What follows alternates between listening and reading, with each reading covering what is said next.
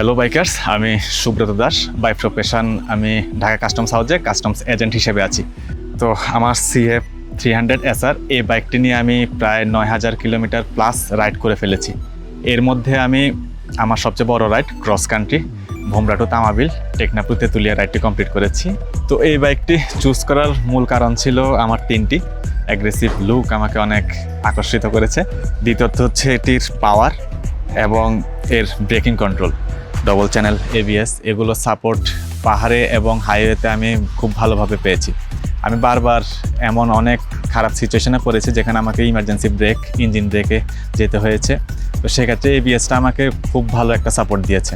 তো এখন পর্যন্ত এই 9000 কিলোমিটারে আমি সার্ভিস করিয়েছি, খুব ভালো সার্ভিস পেয়েছি। এখন পর্যন্ত মেনটেনেন্স, যেহেতু আমি বাইকের যত্ন ওইভাবেই নিচ্ছি, আর সার্ভিসটাও খুব ভালো ছিল। ওনাদের CF মোটো বাংলাদেশ থেকে সার্ভিসগুলো আমাকে ভালোভাবে বুঝিয়ে দিচ্ছে। আমার মনে হচ্ছে এটা আমার বেস্ট ডিল ছিল, বেস্ট চয়েস ছিল। এখন পর্যন্ত আমি খুব ভালো ফিল পাচ্ছি, আশা করছি ভবিষ্যতেও পাবো।